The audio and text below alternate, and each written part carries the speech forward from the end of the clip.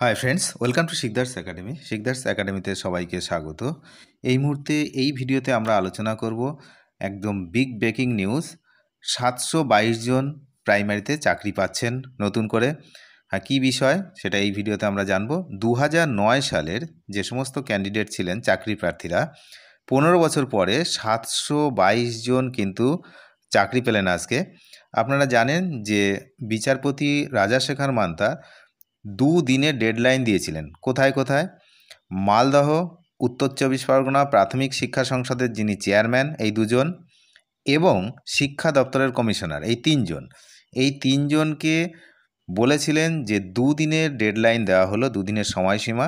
তার মধ্যে কেন ক্যান্ডিডেটদেরকে চাকরি দেওয়া হয়নি তার কারণ দেখাতে হবে। সেই কারণ দেখানোর শেষ সময় কিন্তু ছিল আজ শুক্রবার।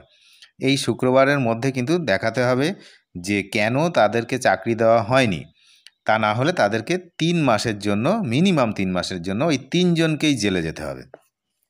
এই নির্দেশের পরে আজ শুক্রবার ঠিক সময় মতো এসে তারা কিন্তু এই কথাই জানালেন যে মালদার জন্য 312 জন এবং নর্থ 24 পরগনার জন্য 410 জন, এই 722 জনকে মোট কিন্তু চাকরি দেওয়া হল।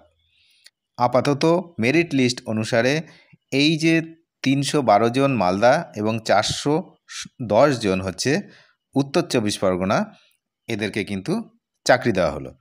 মালদহ উত্তর 24 পরগনা প্রাথমিক শিক্ষা সংসদ চেয়ারম্যান 3 মাস জেলে ভরার নিদান কিন্তু দিয়েছিলেন বিচারপতি রাজশেখর মান্তা। শুধু তাই নয়, মামলায় শিক্ষা দপ্তরের কমিশনারকেও জেলে ভরার নিদান দিয়েছিলেন বিচারপতি। হাইকোর্টের তরফে 2 দিনের ডেডলাইন দেওয়া হয়েছিল ওই 3 জনকে। কেন জেলে ভরা হবে না, শেষ সুযোগ হিসাবে জানাতে হবে শুক্রবারের মধ্যে, অর্থাৎ আজকের মধ্যে। 2009 প্রাথমিক নিয়োগ প্রক্রিয়ায় মালদহ উত্তর 24 পরগনা হাইকোর্টের নির্দেশ থাকলেও চাকরি দেয়নি বোর্ডগুলো, এমনটাই কিন্তু অভিযোগ ছিল এবং সবাই জানেও সেটা। বিচারপতি এই দিন পর্যবেক্ষণ করেন এবং বলেছিলেন আদালতের ধৈর্যের পরীক্ষা নিচ্ছে এই চেয়ারম্যান আধিকারিকরা, এদেরকে 3 মাসের জন্য জেলে ভরে দেবো।